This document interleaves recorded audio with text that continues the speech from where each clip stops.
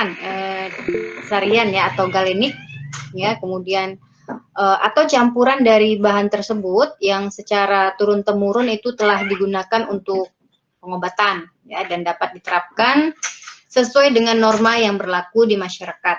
Nah, itu adalah definisi dari obat tradisional. Sedangkan bahan baku itu adalah semua bahan awal, baik yang berkhasiat maupun yang tidak berkhasiat, ya, yang berubah maupun yang tidak berubah, yang digunakan dalam pengolahan obat tradisional. Sedangkan bahan tambahan itu adalah komponen obat tradisional yang dimaksudkan sebagai zat pelarut, ya, pelapis, pembantu, dan zat yang dimaksudkan untuk mempertinggi kegunaan, kemantapan, keawetan, atau sebagai zat warna, ya, dan tidak mempunyai efek farmakologis. Nah, jadi perlu digarisbawahi di sini bahwa bahan tambahan itu tidak mempunyai efek farmakologis, jadi dia sifatnya netral. Nah, berdasarkan persyaratan mutu ya menurut Permenkes 006 tahun 2012, tepatnya pada pasal 33, untuk setiap industri dan usaha obat tradisional itu berkewajiban yang pertama adalah menjamin keamanan ya, khasiat atau manfaat dan mutu produk obat tradisional yang dihasilkan. Kemudian yang kedua, melakukan penarikan produk obat tradisional ya, yang mana itu tidak memenuhi ketentuan keamanan ya, baik itu khasiat atau manfaat dan mutu dari peredaran ya, dan juga memenuhi ketentuan peraturan perundang-undangan lain yang berlaku. Untuk penggunaan obat alami ya secara tepat itu dengan berdasarkan pendekatan ilmiah, yang mana yang pertama itu adalah ketepatan pemilihan obat alami untuk indikasi tertentu ya. Kemudian yang kedua itu adalah ketepatan dosis yang digunakan ya.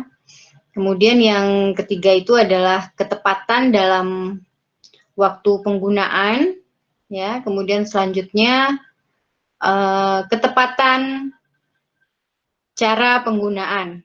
Kemudian yang berikutnya itu adalah ketepatan pemilihan bahan ya secara benar ya.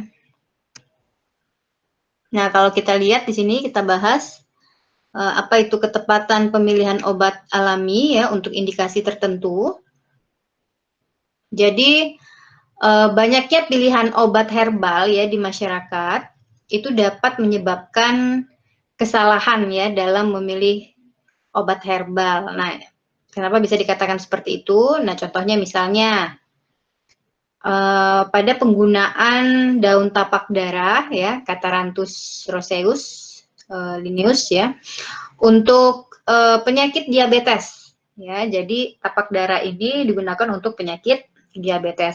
Nah, hal ini kurang tepat ya karena adanya kandungan alkaloid ya, terutama vincristin dan vinblastin, yang mana di sini dapat menurunkan jumlah leukosit ya. Akibatnya ini dapat menimbulkan penyakit lain seperti infeksi.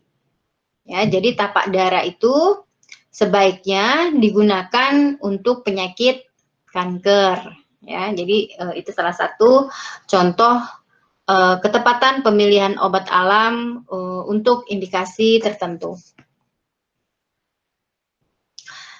Nah, selanjutnya adalah ketepatan dosis yang digunakan. Nah, contohnya ini pada contoh kasus pada tahun 1985 ya, sudah lama sekali kejadiannya. Jadi para sejawat tenaga kesehatan di Rumah Sakit Dr. Karyadi Semarang ini menemukan bahwa banyak pasien rumah sakit tersebut ya yang sebelumnya itu telah mengkonsumsi daun keji beling ya, Strobilanthus crispus. Pada pemeriksaan lab ditemukan itu adanya sel-sel darah merah di urin ya dalam jumlah yang tidak normal. Nah, ini berdasarkan hasil studi literatur ya, Surastri ya dan kawan-kawan di tahun 1985. Nah, di sini kita ketahui bahwa daun keji beling itu merupakan diuretik yang kuat ya, sehingga dapat menimbulkan iritasi pada saluran kandung kemih pasien. Ya, jadi dalam berbagai ramuan obat alami ya yang tercantum dalam buku-buku acuan tentang obat tradisional tidak pernah digunakan itu lebih dari 4 lembar daun ya, atau 1/5 genggam daun kering ya dalam ramuan. Nah, ini berdasarkan Mardi Siswojo ya dan temannya di tahun 1965. Nah, kandungannya apa di situ? Jadi dia kalium ya yang relatif tinggi ya, yang mana dia itu mencapai 322 mg per 100 gram ya, dan asam silikat yang tinggi, yaitu sekitar 12,4% dari sisa kering.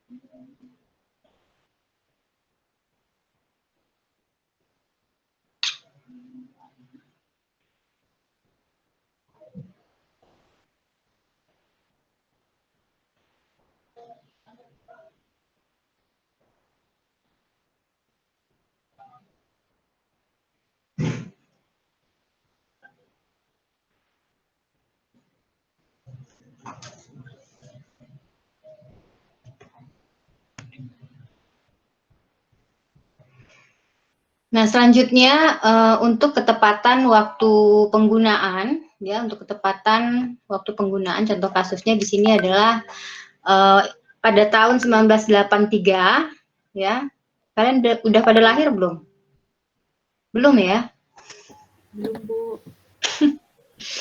Jadi pada tahun 1983 ya, ada beberapa kasus menarik ya telah ditemukan oleh para dokter kebidanan ya di Rumah Sakit Dr. Sarjito, Yogyakarta, yaitu adanya pasien-pasien yang mengalami kesulitan persalinan ya karena banyak minum jamu cabai puyeng pada saat kehamilan ya. Jadi pada saat kehamilan, jadi sepanjang kehamilannya itu rajin minum jamu cabai puyeng. Nah, setelah diteliti secara ilmiah di lab, ternyata jamu cabai puyeng itu memiliki efek menghambat kontraksi obat ya pada binatang percobaan. Nah, ini berdasarkan penelitian Pak Marwi ya dan kawan-kawan di tahun 1983. Jadi berdasarkan pustaka di dalam cabai Jawa itu ya atau Piper retrofractum itu terkandung alkaloid piperin yang mana dia itu memiliki efek menghambat kontraksi otot. Nah, itu menghambat kontraksi otot itu berdasarkan Bang Bruneton ya di tahun 1997. Nah, hasil uji dan informasi pustaka ini ya itu dapat menjelaskan mengapa para ibu-ibu ya yang meminum jamu ini secara terus-menerus ya sampai mendekati masa persalinan itu mengalami kesulitan pada saat melahirkan ya karena di situ adanya kontraksi otot uterus yang mana itu menghambat dihambat ya secara terus-menerus itu akan memperkokoh otot sehingga di dalam menjaga janin ya yang ada di dalamnya itu. Nah, hal ini sebenarnya sangat bermanfaat ya untuk menjaga risiko keguguran ya jika diminum pada awal-awal kehamilan ya, tetapi akan berakibat fatal ya atau jelek ya jika itu diminum pada masa-masa menjelang persalinan. Nah, ini berdasarkan Marwi dan kawan-kawan di tahun 1984. Nah, selanjutnya adalah ketepatan cara penggunaan. Nah, contoh kasusnya seperti apa? Kita lihat di sini ya, untuk daun kecubung atau Datura metel ya di sini, itu telah diketahui dia memiliki sifat bronkodilator ya, karena dia mengandung alkaloid dari turunan tropan seperti hyoscyamin dan atropin. Nah, alkaloid ini menghambat secara kompetitif ya ikatan asetilkolin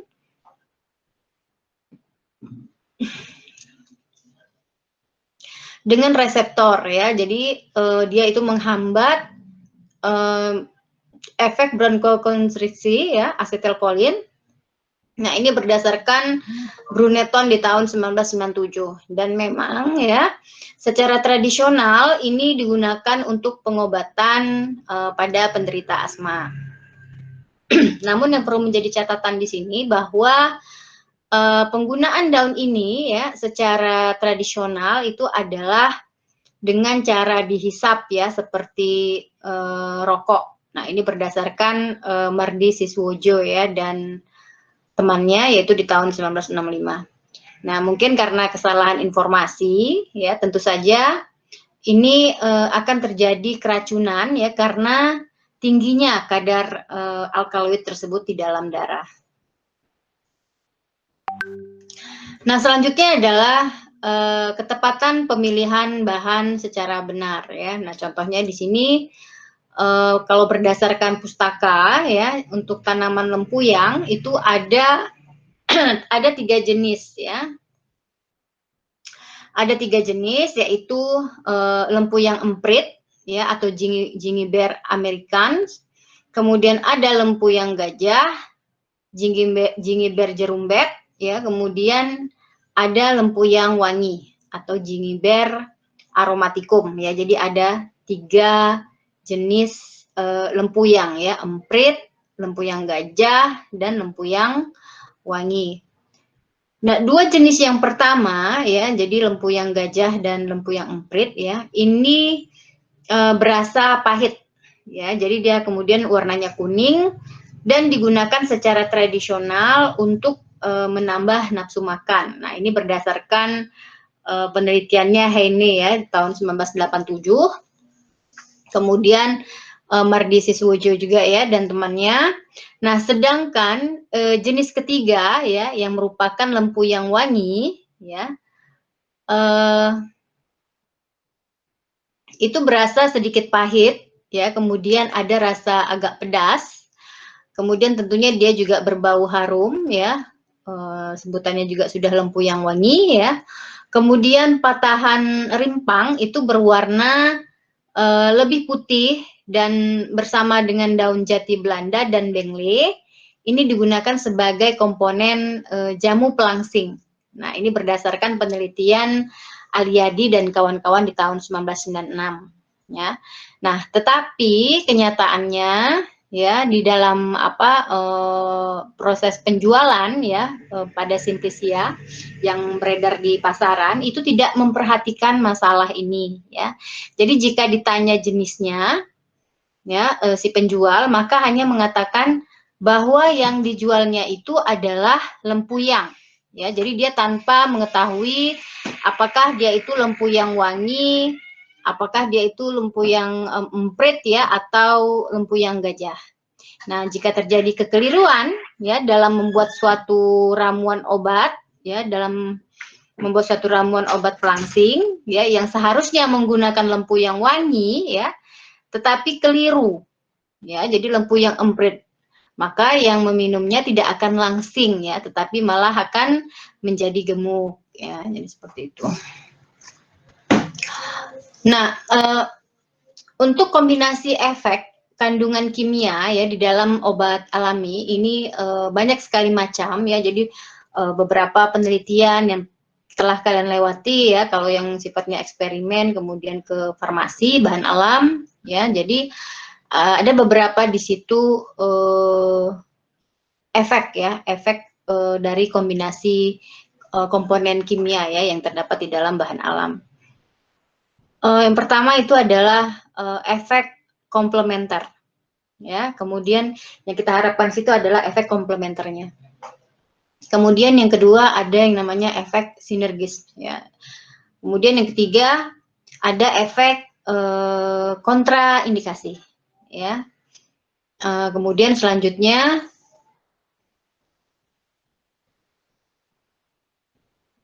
ada faktor hambatan absorpsi ya. Kemudian selanjutnya ada peningkatan absorpsi. Ya, apa saja ya yang dimaksud dengan efek komplementer, efek sinergis, efek kontraindikasi, faktor hambatan absorpsi maupun peningkatan absorpsi ini.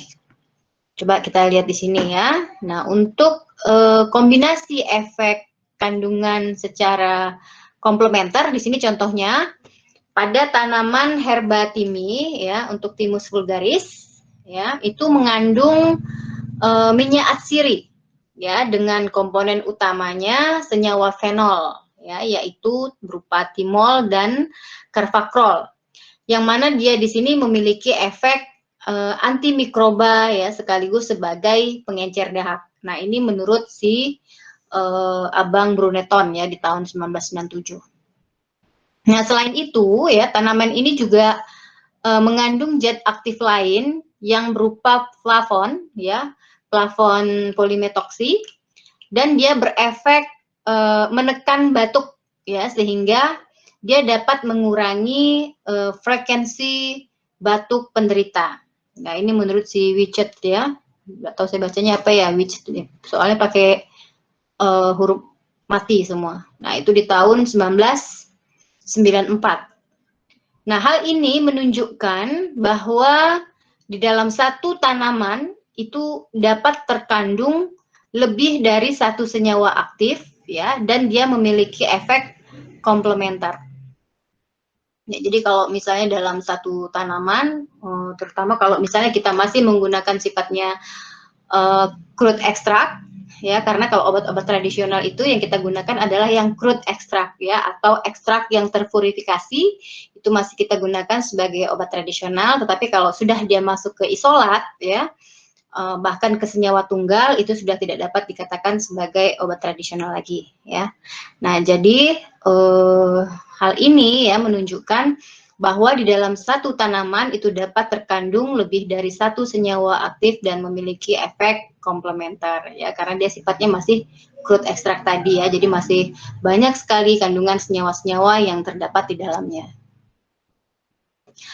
Nah, selanjutnya ada yang namanya efek sinergis ya. Jadi contohnya di sini adalah daun kumis kucing ya Orthosipon aristatus di sini. Daun kumis kucing ini ternyata mengandung sinensetin dan eupatorin ya. Kemudian juga mengandung saponin dan garam kalium.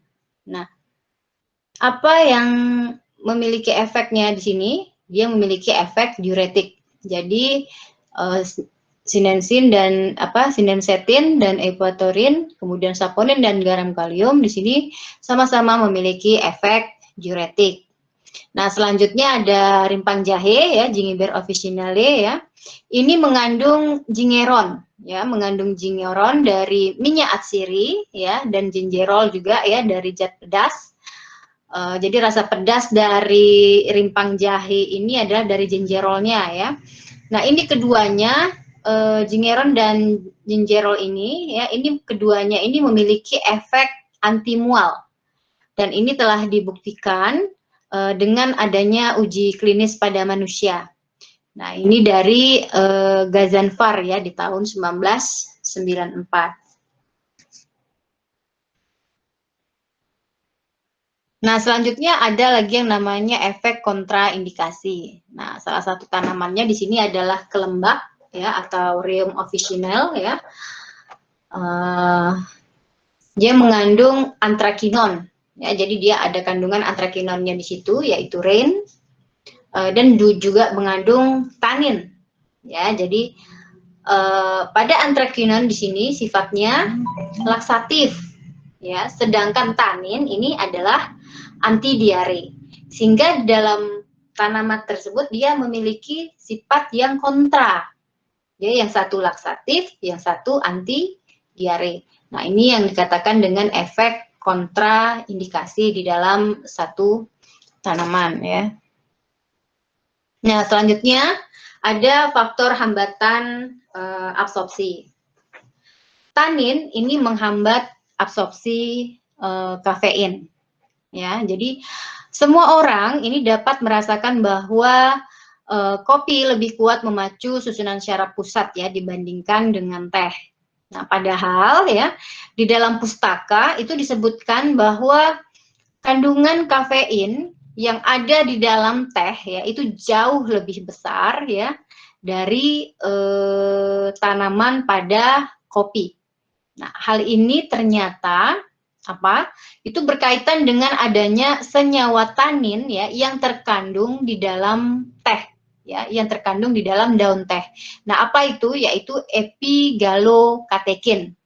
Ya, jadi yang terkandung di dalam teh itu dalam jumlah relatif besar dan tidak terkandung di dalam biji kopi. Nah, tanin inilah ya yang menghambat absorpsi kafein di usus ya sehingga efeknya sebagai stimulan susunan saraf pusat juga tidak seperti yang seharusnya.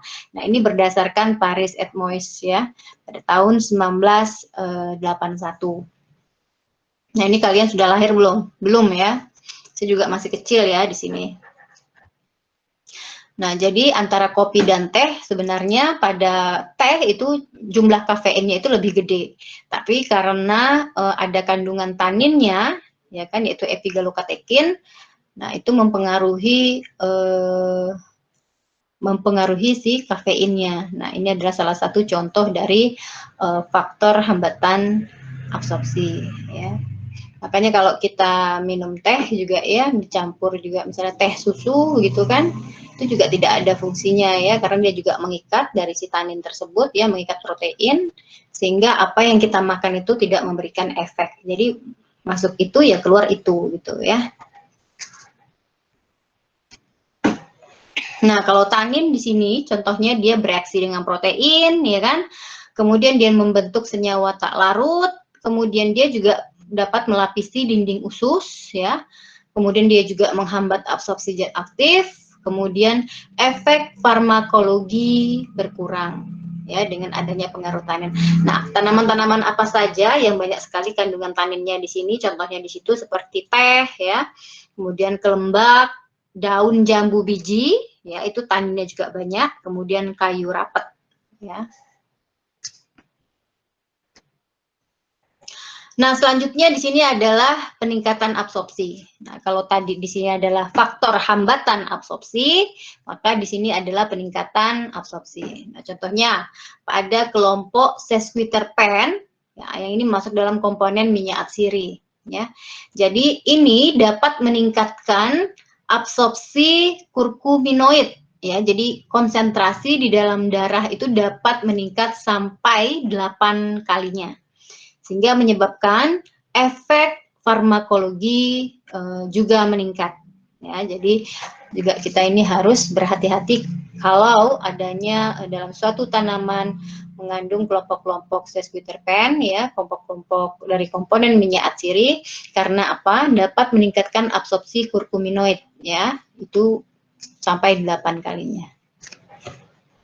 Nah, ada juga yang namanya interaksi herbal dan obat ya kayak ginkgo biloba ya, perhatikan di sini untuk ginkgo biloba dengan obat antiplatelet ya dan antikoagulan ya seperti aspirin, kemudian silostazol dan warfarin ini memperlambat pembekuan darah ya atau meningkatkan pendarahan. Nah, coba kemudian selanjutnya ada juga di sini benzodiazepin ya seperti ginkgo biloba dan benzodiazepin ya seperti alprazolam, diazepam, midazolam ya itu ginkgo itu dapat menurunkan efek obat tersebut ya. Kemudian dapat menyebabkan hipoglikemik oral ya kayak seperti glipizid ya ini menyebabkan hipoglikemia. Kemudian dengan metformin ini meningkatkan efektivitas obat ya. Kemudian kalau dengan tolbutamid ini dapat menurunkan efektivitas obat. Nah, selanjutnya Panax ginseng ya dengan obat antihipertensi.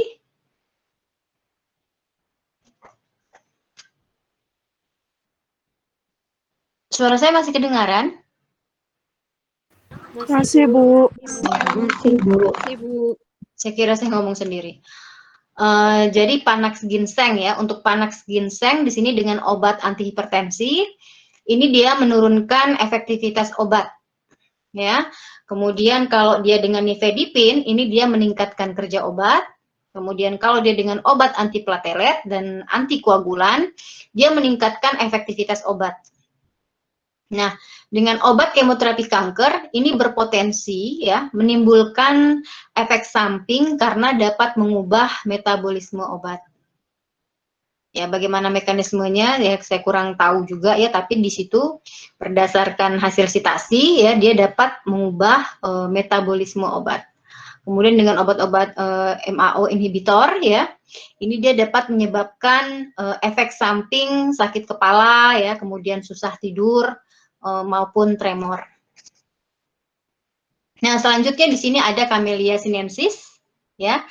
Camellia sinensis dengan asam folat ya, dia menurunkan absorpsi asam folat. Ya. Camellia sinensis dengan obat-obat statin ya seperti simvastatin ya. Ini dia dapat meningkatkan kadar plasma obat ya dan efek samping obat.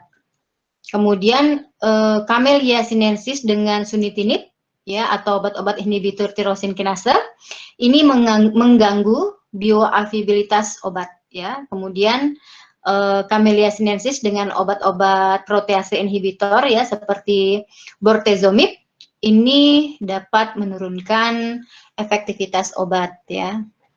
Kemudian selanjutnya di sini, nah untuk Allium sativum ya untuk Allium sativum di sini dengan obat-obat antiplatelet dan antikoagulan ya seperti aspirin, ya ini dia dapat memperlambat waktu pembekuan darah.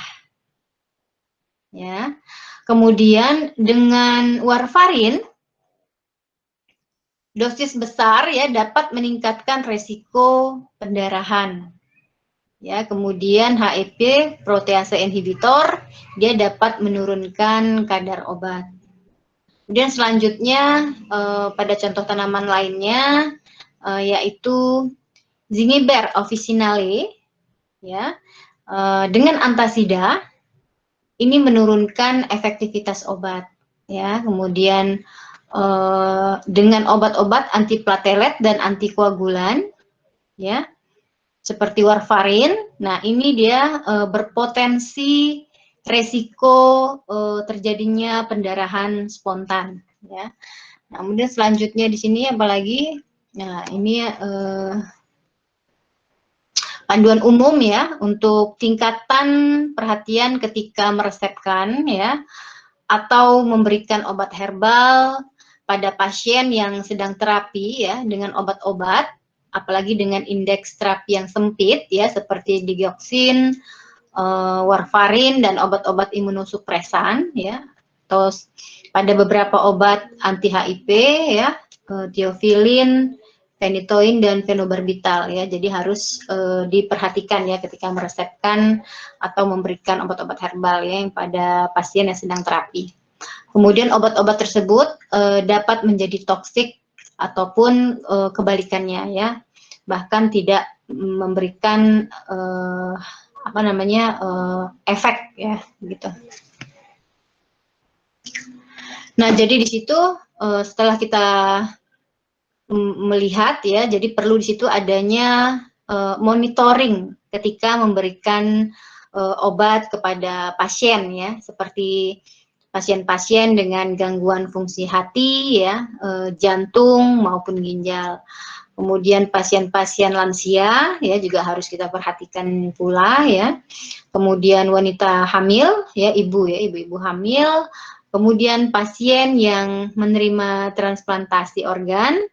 Kemudian pasien-pasien dengan kelainan genetik. Jadi hal-hal ini harus kita monitoring ya ketika memberikan obat. Kemudian selanjutnya berhati-hatilah ya dengan pasien yang menggunakan laksatif herbal atau diuretik herbal dalam jangka panjang.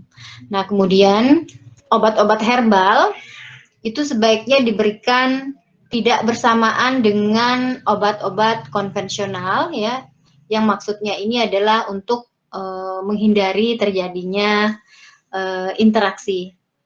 Nah, kemudian selanjutnya harus tetap ya melakukan monitoring pada pasien ya yang sedang terapi obat anti hipertensi maupun anti diabetes. Ya, jadi demikian yang bisa saya sampaikan pada perkuliahan malam ini. Mohon maaf kita di malam hari lagi untuk jadwal perkuliahannya. Terima kasih.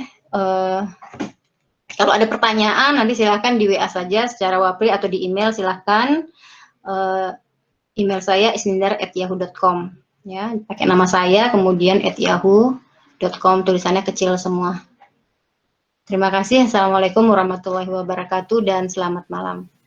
Terima kasih, Bu. Waalaikumsalam. Terima kasih Bu.